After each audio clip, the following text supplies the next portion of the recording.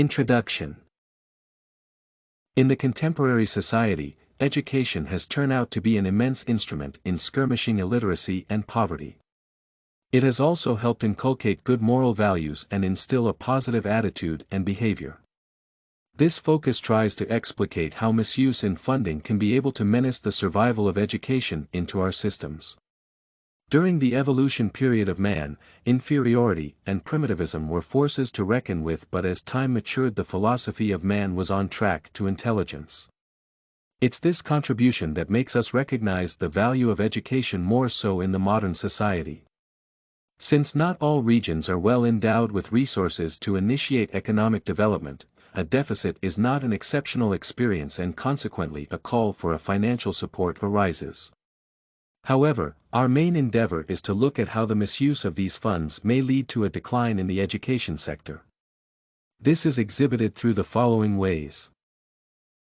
Goal congruency. This refers to matching the funds already allocated with the right activity. The government may be able to have numerous differing educational objectives.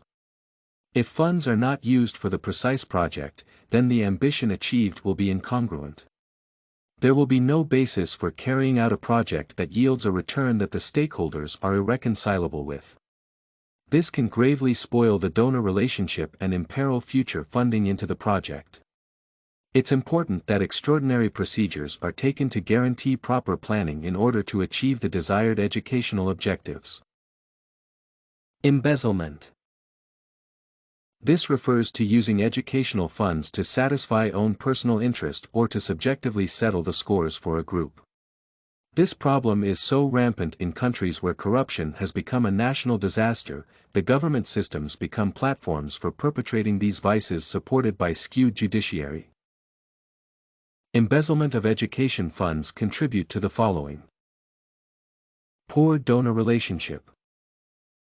Donors become skeptical about the government dealings, the systems become questionable. When this happens, the donors might withdraw their funding or either reduce. This will have dire consequences on the citizens who perhaps are not able to finance themselves. Poor educational standards.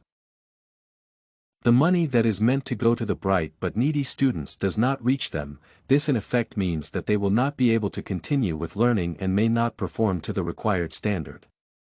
Teachers and other stakeholders may also not be able to get their considerations as usual. They will have little confidence and trust in the government activities and may decide to down their tools, go on strikes and demonstrations. This scenario is so common in the African context. Brain drain. This is a process whereby highly trained professionals look for greener pastures in other countries.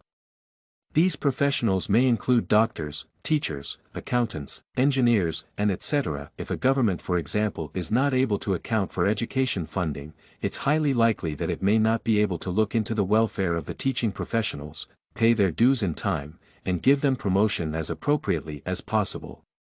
Teachers can begin looking for greener pastures in other countries. This can negatively impact on a government. For a country to grow, it requires the services of these professionals who have the acumen and quench for prosperity. Brain drain is a common problem, especially in the third world nations where professionals feel that their financial considerations may not be domestically met and therefore looks for international avenues. Conclusion. Misuse of funds is a common problem in the global world. Proper financial policies should be put in place to ensure that funds are properly accounted for in order to provide an assurance to the donors that the funds are correctly used. If this is not urgently done, then education standards will continue to erode.